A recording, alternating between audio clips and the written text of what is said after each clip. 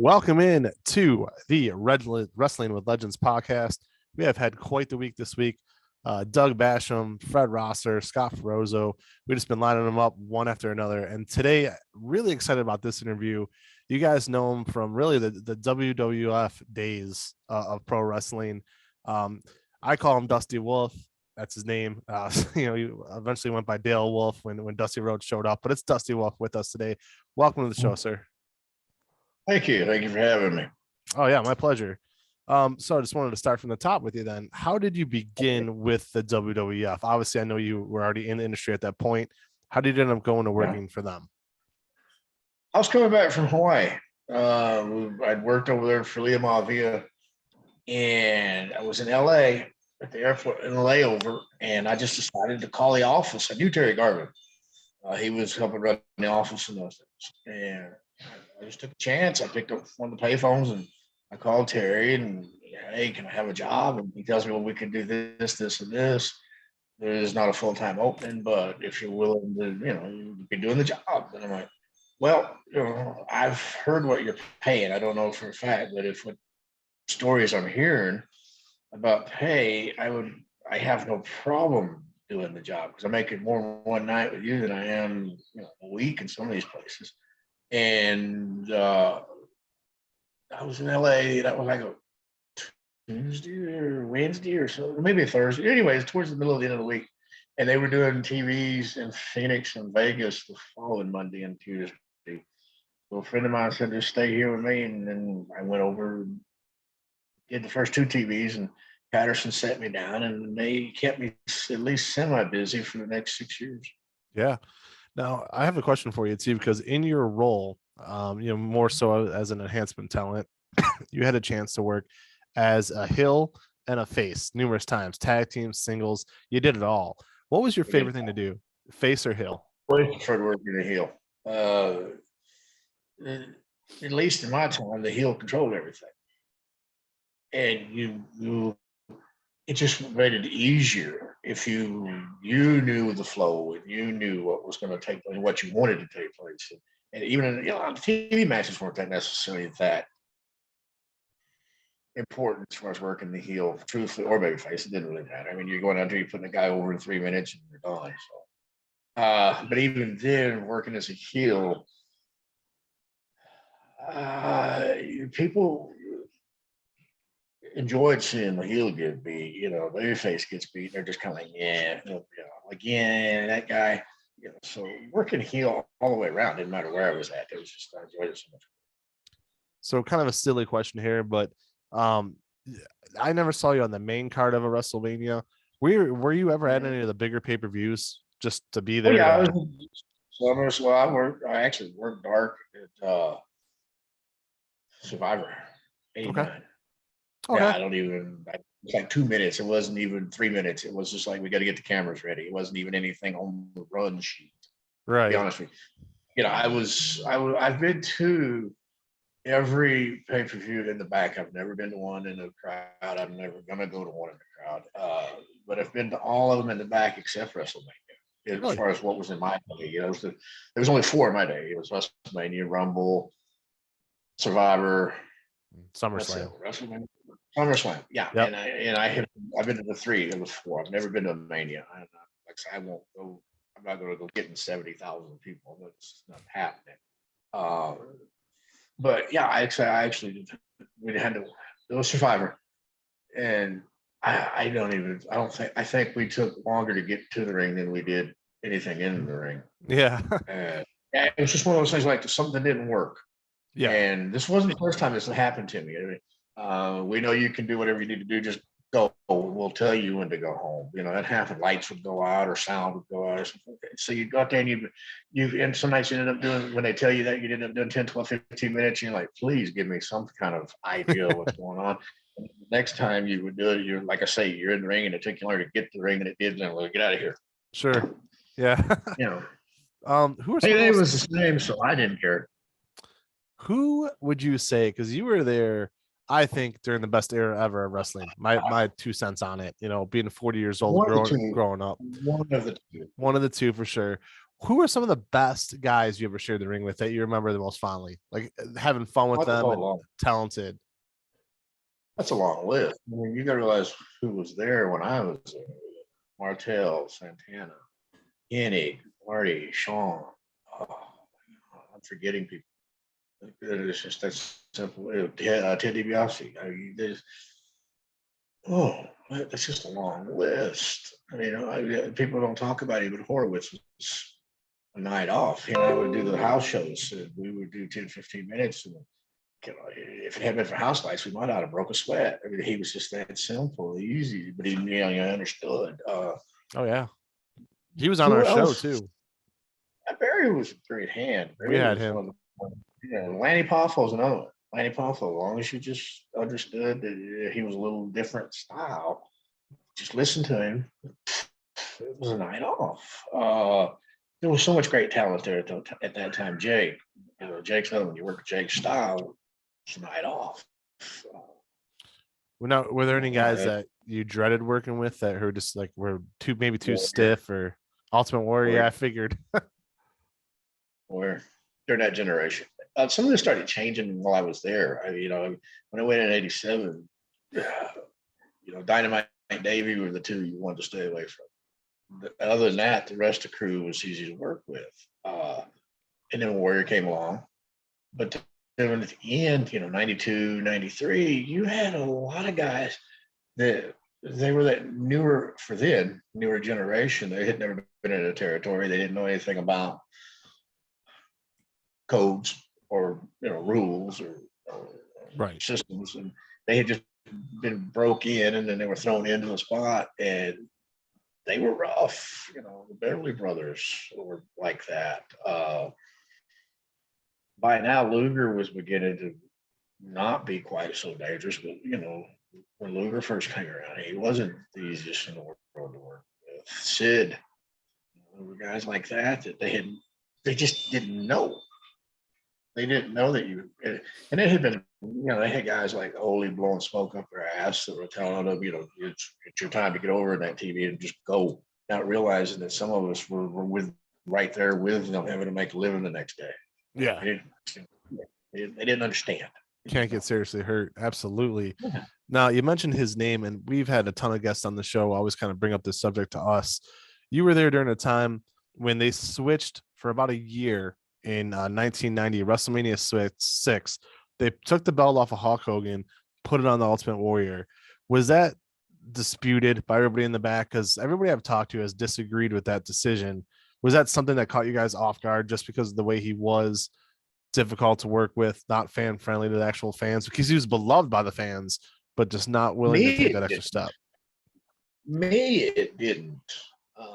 And I'm not going to try to revise history 30 years later. Sure. It was inevitable Warrior was going to be the man. He was his creation from the ground up. There's no accident that his name was Ultimate. Maybe that part right there is just there's no accident. That's Vince telling the world this is the prototype of what a wrestler should be in 1990, 1988, 1992, or whatever time we're talking about in that short time. So for me, it was no surprise. Mm-hmm. I'm looking back, maybe it surprised me exactly when. Maybe it was, if I was to actually have that good of a memory, I might have been a little surprised that it was 90, not 91, 92, but the actual event itself didn't surprise me at all. Most of the guys, if they're going to tell you the truth from that time period, tell you the same thing. It was only a matter of time. Warrior didn't sell a lot of tickets like Vince expected him to, but his merchandise was off the charts. Right. And as you said, the kids especially loved him. And you combine all that with the fact that he is Vince McMahon's wet dream. He's getting the belt. Yep. He's going to carry the company at some point. Otherwise, why create him? Right. Yeah. I mean, that makes perfect sense. I wanted to throw this out here too, because this was funny. I talked with Barry Horowitz. We're hoping to get the Brooklyn Brawler on. There's no other way to word this question, but who was your biggest win? You had won a couple matches along the line, I'm sure. So who were the ones that stood out the most? I didn't. Did you not really? I didn't win. You won at No, least once. I won. No, I tell you, like I beat Joe Cruz in one of those matches that I just talked about how something broke. Go. Yeah. And we were in Ohio somewhere, Dayton, Columbus. I think it's Dayton. I don't remember anymore for a fact. I just remember it was Ohio because it shocked me so bad. I figured I'm putting Joe Cruz over. I've put everybody else that could put a pair of tights on over in that office, and they're like, "No, you go over." And I'm like, and I nearly passed out. I'm like, I know it's not on TV. It's just the idea that you guys are going to. There was a couple of DQs along the way. Like somebody wouldn't break a hold on it or something like that nature. That's always wondered because, I mean, Barry got quite a run. Yeah, I never did get that run. Probably my own fault. I mean, I guess it was my own fault because we agree to do things or we don't agree to do things. We make decisions. Looking back, it's probably just as much my fault as anybody's that I never got the run. Evidently I wasn't talented enough, or I just didn't have something the Calvin saw. All these years later, it's what it is. Yeah, I mean, hey, I knew you well enough to be on this show, right? So clearly, you made an impact. That's the funny thing. I worked for 30 years, and I worked full time, literally full time. The first 6 months I did. I wasn't connected enough, so I had to work my way in. And then after 6 months, I was working full time. And then the last year and a half that I was in the business, by then I hit 30 teaching. And I wasn't working full time then. In fact, I was difficult to put up with that last year or so. If I didn't like it, I didn't put up with it. I just didn't show up, that sort of thing. But for 27, 28 of almost 30 years, I worked full time. We did the math one day, and I had like 4,000 matches in my career. And all people remember are those 6 years with Vince. And that's more a testament to just how huge he's made wrestling. He calls it sports entertainment, which is fine. I don't care. It doesn't affect me. But that's just a testament just how important he has become and his company has become to culture in general. Absolutely. And I wanted to ask that question too. Like this to me is pretty big. Okay. So again, growing up, right? Saturday morning and Sunday morning wrestling was a staple. And 9 times out of 10, it was your major star versus your enhancement talent, right? And here's the thing, guys. The only way to do it. Right. And the thing about it wasn't on the internet. That didn't exist. It wasn't on all this streaming nonsense. It was legit. You'd turn on your TV, network television, and it was on there. Do you think that formula could ever be done again, where it's on an actual TV station, star versus jobber type setup? No. Two reasons. One, I think culture just sells and people and what they expect and what they want wouldn't support the old, like you say, that you put it on a Saturday morning and there was a TV show. And I just don't think they would. 3 reasons, really. So I just don't think the culture itself would. Television's not going to let you do that because of the paid programming. There's just so many of the stations that would have, in our time, would have been the stations that support wrestling, want wrestling because it's good for ratings. Now they're just selling the time. Yep. So why take a chance on ratings when I can just sell that half hour or that hour or those 2 half hours make an hour? Or sometimes, like, we've got one station here on Sunday morning from like 5 till noon, it's paid programming. And it's a network affiliate. Third reason, Eric Bischoff destroyed it. As far as, jobber, star, keep the stars apart until we get to the house shows. Eric Bischoff destroyed it. That might have been a situation that was inevitable. It might have happened anyway later, but Bischoff got so wrapped up in creating TV. You give a damn about wrestling. He wanted to create TV, and he did a good job. So let's be honest. We still talk about him. We still talk about what he did. But he destroyed the system that you keep the stars apart until it's time to pay for a ticket, and then you pay for the ticket and you go see the stars compete, because he was so busy trying to beat Vince in the ratings that he put stars against each other on TV. And once he did that, it's like anything else. People get a taste of something that they see as better than what they've just had. They're not going backwards. Right. So between the three, no, couldn't happen again.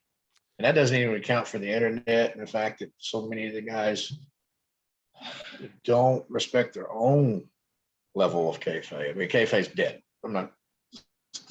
Let's don't even pretend that it isn't. But there's a certain level of the guys could stay off of social media, except to get something in the office over, Right. which in turn gets them over, but they don't. And so, you just got so many factors. No, it never goes back. Right. I'll give you a case in point example of that last comment you just made. There's a guy now, his name's Baron Corbin. He's on SmackDown.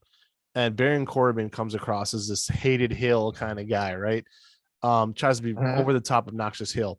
Then he goes on social media and there's pictures of his dog. There's pictures of him cooking out. He's got these like steaks and everything. And I mean, how do you hate a guy like that? We're American. We love to cook steaks. So like we see a guy grilling, like I'm not going to hate some guy who's out there grilling. Like that's what I like to do. So yeah, it's relative, These guys kill their larger than life image. Mm-hmm. Even a guy like me or Barry, we were still larger than life. And even though people say, you guys just look like guys off the street, blah, blah, blah. Hey, buddy, you were watching us. We weren't watching you. Yeah, exactly. Yeah. You watched us for years. We didn't watch you for years. So, yes, we were still a little bit large. And we don't have, like, I've got 4 kids. You didn't see my children. No. Nobody cared anyway. But even if they did, you would not have seen my 4 children everywhere. At that time, 1 or 2 or whatever I had at the time. You weren't going to see me at home. I went home to escape. Right. All of that. Now they bring that phone with them everywhere. Everywhere they go. Yep. That's just ego. That's just ego. That's all it is.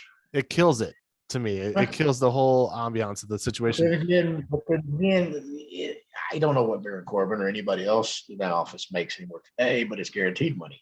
Oh, sure. Yeah. If they get over or not. Yeah. So there's a lack of incentive there, which is great if you're the talent. Mm-hmm. I would have loved to have had a deal to where I always knew at the end of the month, end of the year, I had X amount of dollars to take care of my family and maybe even invest, et cetera, et cetera. I would have loved that. But then once you have that, you get lazy. Now let me ask. Yeah, that's why so many of the guys today, even though they have guaranteed money, they have those incentives built in because Vince realizes that. If I don't build those incentives in, then they'll just create another level of lazy. Right. Very much so. And that's the thing. So we've had, truth be told, we have had over probably 55 guests in the last couple of years, wrestling based, either wrestling or MMA. One of the subjects that MMA fighters bring up on a regular basis for whatever reason is steroids. The pro wrestlers always steer clear of that. I've never brought it up. However, you seem like a straight shooter. I've been following you on Facebook. You just seem like a very honest person. So I'm just going to ask you, and you don't have to answer it if you don't want to, but when you were there working for Vince, was steroids pushed heavily, or was that something that was it overkill? Because it was unspoken. What was that? It was unspoken. Okay.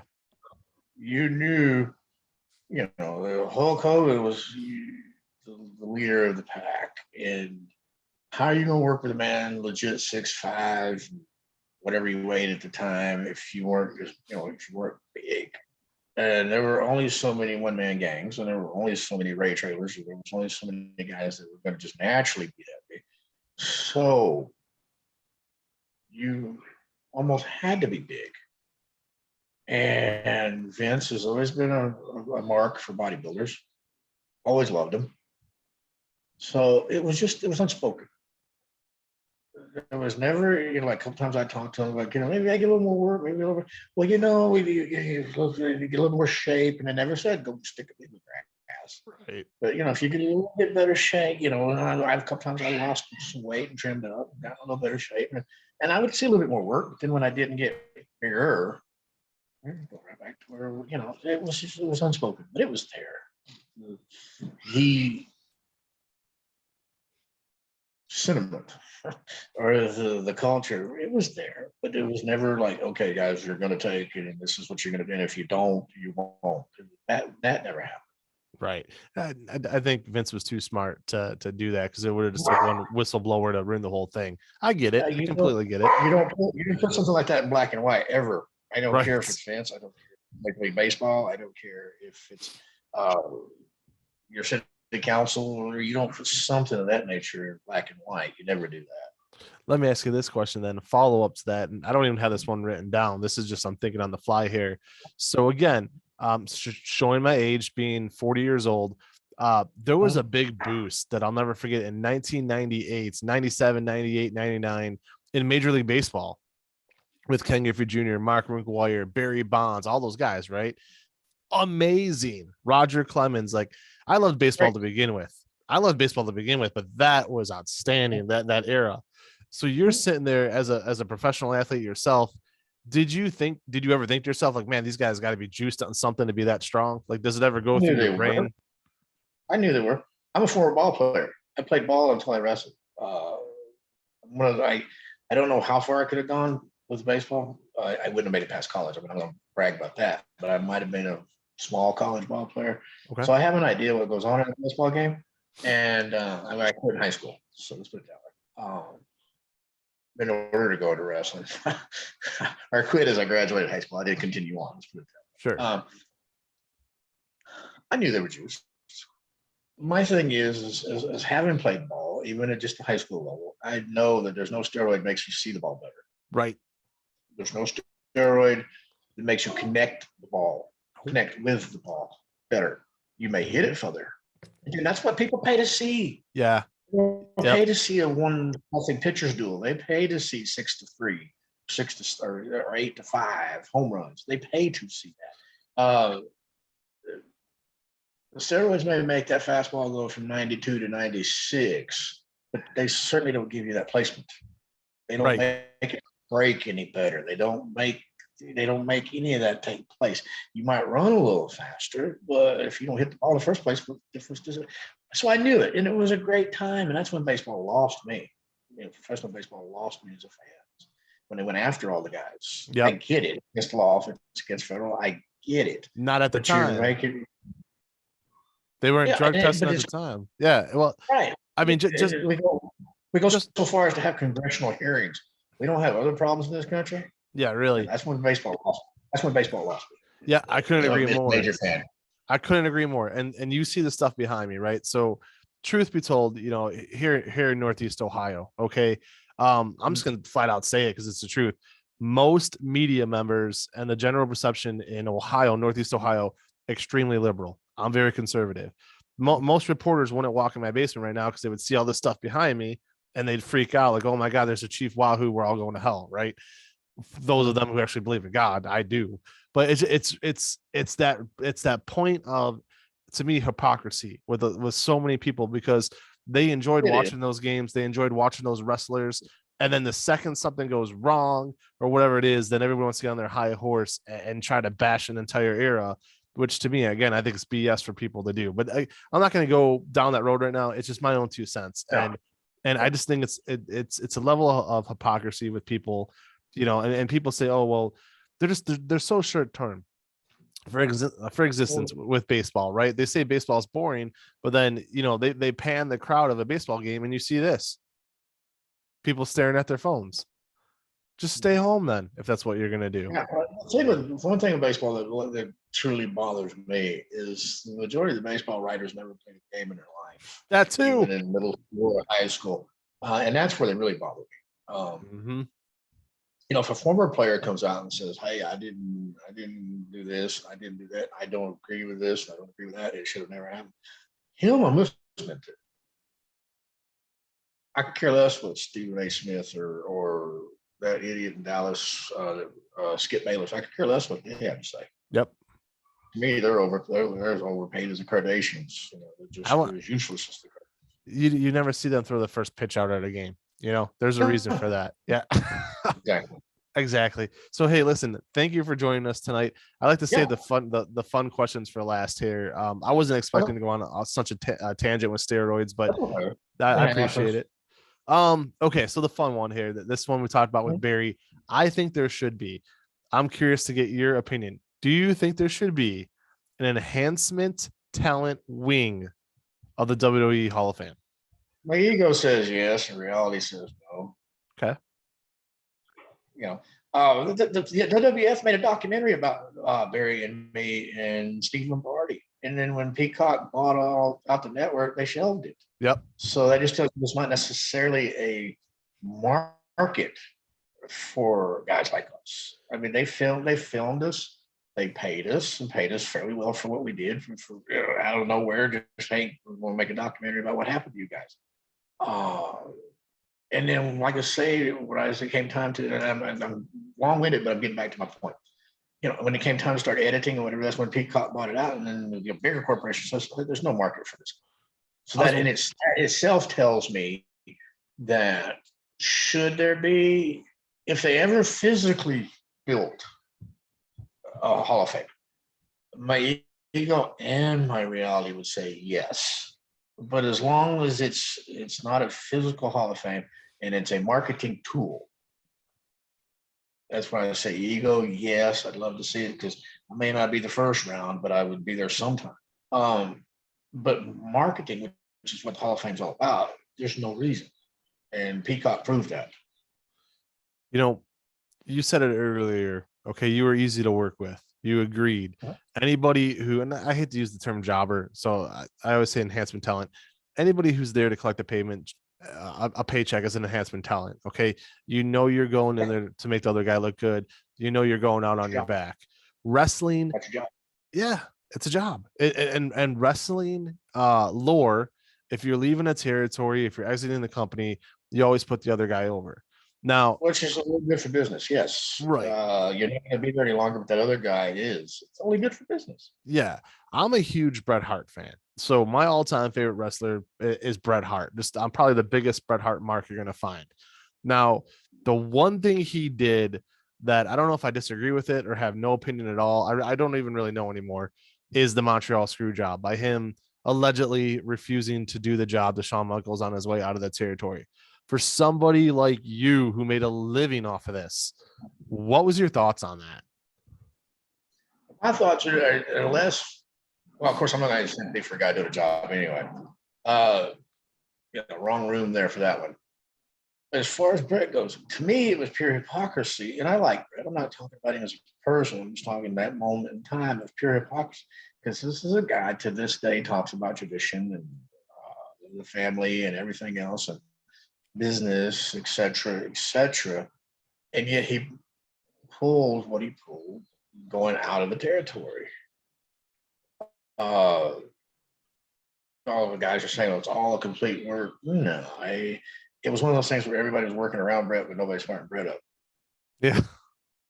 Everybody knew what was going on except Bret for a reason. This is one time whether you like Vince, you don't like Vince, you think, the megalomaniac and all the other things we hear about him. He protected his company. You can't have Bret doing a Medusa Michelli thing and going on the other company's TV and throwing the belt between them. Can't do that.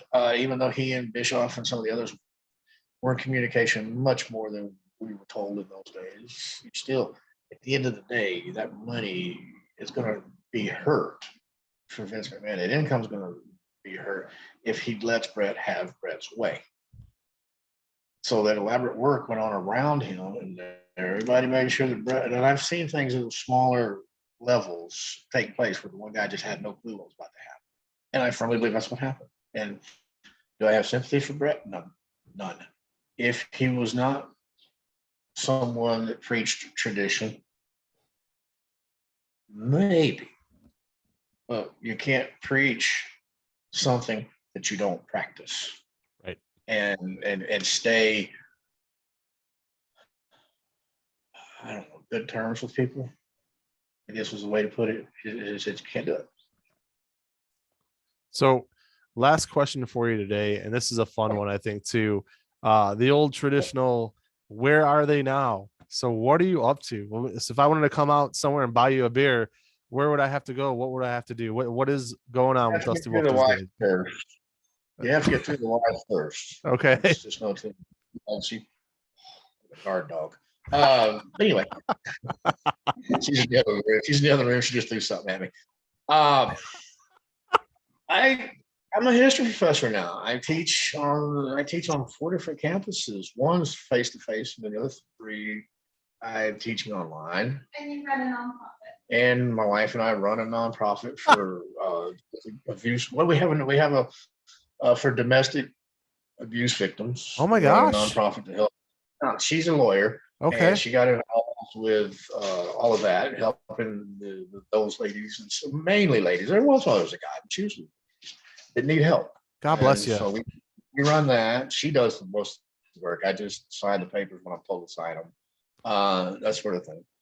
Otherwise, I'm teaching. I spend 10, 15 hours a week on campus, and then I spend another 20 or so hours a week online. I teach history and government at college level. That's incredible. I love government history, U.S. history. My wife was a major at it here in Toledo. I'm in Cleveland, but she went to Toledo University in Ohio. We're huge history buffs here. Right, like I said, the last year or 2, I was in wrestling. I'd already started teaching. I had gone back to school a couple years before that, and by the time I was getting out, I had my bachelor's, and I went ahead and I have 2 masters. I have one in history, one political science. Congratulations. It took me a couple of years. But that's what I'm doing now. Between the teaching and the nonprofit, I got an 8-year-old. I'm raising him half the time, part of the time. The rest of the time, the wife's got him. But if you were to find me, once you got through the guard dog, you would find me on campus, or you'd find me online. That's awesome. Listen, we only got a couple of minutes left on this stupid Zoom thing, but I don't normally do this type of thing, but I am blown away by the nonprofit. If it's okay with your wife, can she come on screen and just plug it for us real quick? Let us know where Brandy, it's at. come here real quick. How fans can donate, because I want my fans to know about this. She had to put the bat down, but here she comes. She's ready. Hi, I'm Brandy. Hi, Brandy. We opened the Women's Empowerment Legal Center. You can look it up on Twitter, or you can look me up on Twitter, Brandy Wolfe, and the link is on there, and LinkedIn as well. Just Women's Empowerment Legal Center, right? Yep. Right. Brandy, I just sign whatever she tells me. Awesome. Brandy, I just want to say thank you to you. Hopefully you can still hear me here. I am a father of 2 little girls myself. I have an 8-year-old daughter. I have a 5-year-old daughter. Keon Sports is the name of the company that Dusty is speaking with right now. Keon Sports. We have a huge female fan base. It's enormous. Mostly the mothers of the players, because our biggest thing is high school sports. I do this wrestling stuff as a guilty pleasure. Yeah, I work with the high school sports section here in the newspaper in San Antonio. Yeah, so it's a big deal because not a lot of people cover it. But yeah, so the women, though, it's funny because if you look at our demographics, it's mainly the mothers of the players. So that's obviously a lot of wives up there as well. So that's who we get the letters from whenever we don't do something just exactly the way it's supposed to. That too, yeah. You didn't spell this right, or you forgot that stat, or you should have.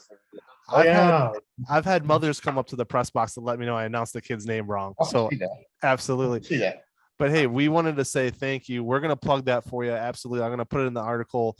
Just God bless you for doing that. That's to me, that's God's work. So thank you very much. Okay. All right. I appreciate it. Thank you. Oh, you're very welcome.